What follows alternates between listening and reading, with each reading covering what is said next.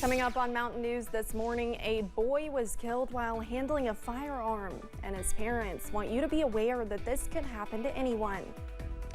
And flood survivors are continuing to rebuild nearly 1 year after the event.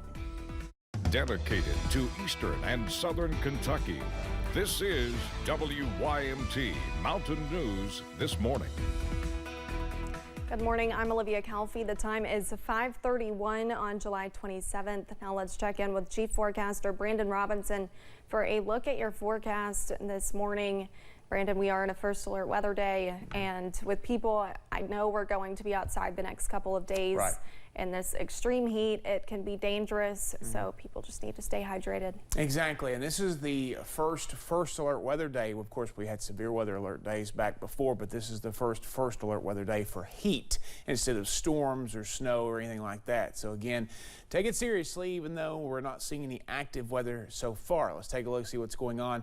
As you step out the door this morning, you'll know why we're in a first alert weather day. It's already mild, it's already muggy, 76 downtown Whitesburg this morning. No major issues over that way just yet. 78 Pikeville, 79 Prestonsburg, Irvin, Moorhead as well. 77 Jackson, Somerset, 81 in Monticello right now. The coolest spot in the region, 66 in Clintwood. Dew points already in the 60s and 70s. And you see across the state, Bowling Green, Clarksville, Louisville, Charleston, West Virginia, Carbondale, Illinois, all above the 80-degree mark at 5:32 in the morning. So that tells you it's going to be a hot couple of days. The breakdown for today, heading up to about 93 degrees this afternoon. So heat precautions, please, including staying hydrated.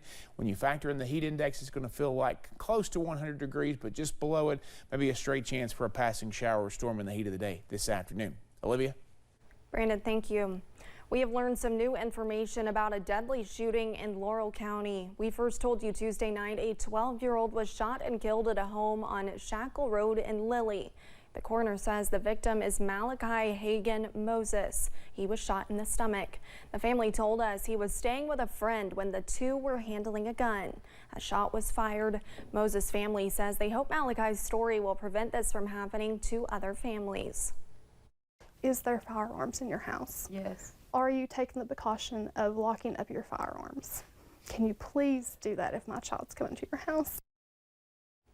It's not clear if charges will be filed. Laurel County Public Schools released a statement saying they will remember Malachi for his wonderful sense of humor and kind personality. Funeral arrangements have not yet been set. A Southern Kentucky man was arrested after police say he beat and choked his pregnant wife. Deputies with the Knox County Sheriff's Office were called out to a home in Corbin last week. Officials learned about the reported assault during an investigation. 34-year-old Wayne Garland was arrested and charged with several charges, including assault and strangulation. The pregnant woman was taken to Baptist Health Corbin for treatment. One person has been arrested during a death investigation in Whitley County.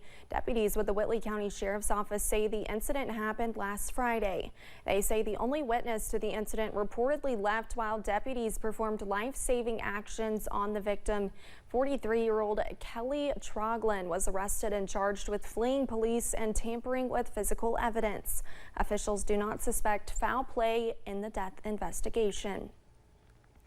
People are remembering a Knott County Central High School student that died in an ATV crash. Gage Cottle was the quarterback for the football team and would have been a junior this fall. WYMT's Madison Carmouche spoke with Cottle's family, teachers, and coaches about the impact he had on the community. Gage Cottle was known for more than just his skills on the field. Coaches and teachers say he was also a positive student in the classroom. He, just a real pleasant kid to be around. Really enjoyed the game of football. Enjoyed coming to school. Was always, always happy in the hallways when you'd see him. Always had a big smile on his face. And even though he was a sophomore, he had an opportunity to lead his team as the quarterback.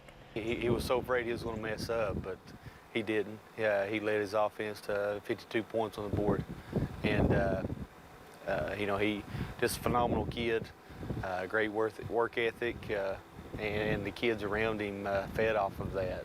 School officials say that making sure students feel supported is important during this challenging time. Well, I think anytime you lose a young person like that, it has, a psychological effect on the students and the friends and the young people that knew Gage. Gage was a leader on the team, and coaches say this season will not be the same without him. I broke the news to the team after practice. It was really quiet. Everybody was just stunned, and I told them, I said, here's the deal.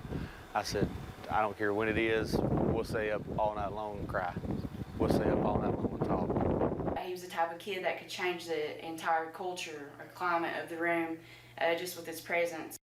In Knott County, Madison Carmouche, WYMT Mountain News. Funeral arrangements for Cottle have not been set, but Pollard says the service will be at the Knott County Central High School gym. We will pass along those arrangements on our website when they are released. One person is dead after a crash in Bell County. The crash happened around 9:45 yesterday morning on Highway 25 East North, close to the Bell County High School bus garage. Police say an emergency caused the driver of a truck to lose control and flip before coming to rest on its side on the shoulder of the road. The driver, Clarence Hall, was pronounced dead at the scene. His wife, who was also in the vehicle, was taken to the hospital, then flown out to the University of Tennessee Hospital for treatment of injuries. A death investigation is underway after a woman was hit and killed by a train. It happened around 10 Tuesday night near the railroad crossing on Bullock Road in Laurel County. According to the sheriff's office, the train hit a woman who was on the tracks. The coroner identified the victim as 26-year-old Alexis Farmer. Deputies have not said what led up to the incident. A contract worker is dead after being electrocuted on the job in Lincoln County. The Lincoln County Sheriff's Office says crews were called to Harness Ridge Road in Crab Orchard around 10:45 yesterday morning. A man in his 50s was inside a bucket truck to work on an electrical line when he was electrocuted. He was taken to Fort Logan Hospital in Stanford, where he was pronounced dead. The victim's name has not been released. No other injuries were reported. Kentucky is looking to spend millions of dollars on efforts to prevent violence against women. Governor Beshear says victim service providers, law enforcement, prosecution agencies, and court systems can apply for the funding. The money will be used to stop sexual assault, domestic violence, and help survivors get their lives back. Organizations have until September 15th to apply. A drainage structure on Kentucky 451 near Busy that was washed out during the flood has been repaired and is open to traffic again. The drainage structure is the last of 5 long-term closings that required significant repairs. Officials say permanent repairs have also been made to 122 major breaks in pavement in Breathitt, Lee, Owsley, Perry, and Wolfe counties. They say only 21 breaks are left to be repaired. Nearly 5 miles of steel has been used to fix the breaks. Tonight marks exactly 1 year since that deadly flooding began. Multiple groups are holding memorial events, including Appalachian Regional Healthcare. All 14 hospitals will observe a moment of silence at noon. The hospital is also helping flood survivors with a school supply drive. People can drop off back to school items like pencils and calculators at ARH's corporate location in Lexington from 8 to 5 or the ARH Disaster Relief Center at the old JCPenney in Hazard from 9:30 to 4:30. A meeting was held in Floyd County that invited flood victims to reach out for help. The Floyd County Disaster Response Coalition and other organizations hosted the meeting to help those still affected by last year's flooding connect with folks and reach out for help. Officials say one of the major issues in Floyd County is housing, and there is still much to be done. We know there's still a lot of work to do. We know that there's housing issues, and we're working on getting that addressed. We had a huge housing problem prior to the flood that just exacerbated the problem. The meeting was from 4 until 6 p.m. at the Floyd County Community Center in Martin. Many different leaders from state government to nonprofits serving Eastern Kentucky are working to help flood survivors recover. As WYMT's Chandler Wilcox reports, some leaders gathered for a wall-raising ceremony serving as a milestone for progress. Walls raising and spirits lifting.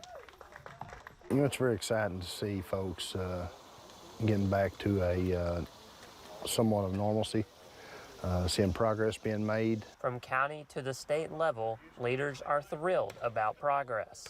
Progress doesn't happen in a vacuum, and that the people in Kentucky are, in my mind, the best people that there are, because we've seen neighbors help neighbors. We've seen volunteer organizations step up. Appalachia Service Project and Christian Appalachian Project were two nonprofits celebrating the ceremony. Yeah, whenever we have an event like this, we know there's a lot of work that happens after this too. There's a lot more work to do after this one day, but this is a good moment to have that exhale. ASP and CAP are partnering to rebuild stable and secure homes for flood survivors. We've worked together in different sides of both of our ministries, but this was a more formal partnership in building back new homes in eastern Kentucky. Through their work, 8 families have moved into new homes, with many more being built. In Knott County, Chandler Wilcox, WYMT Mountain News. The Appalachia Service Project will be hosting a home dedication ceremony today in Whitesburg starting at 11 a.m. Be sure to join us today and Friday on Mountain News for special coverage of the one-year anniversary of the historic flooding.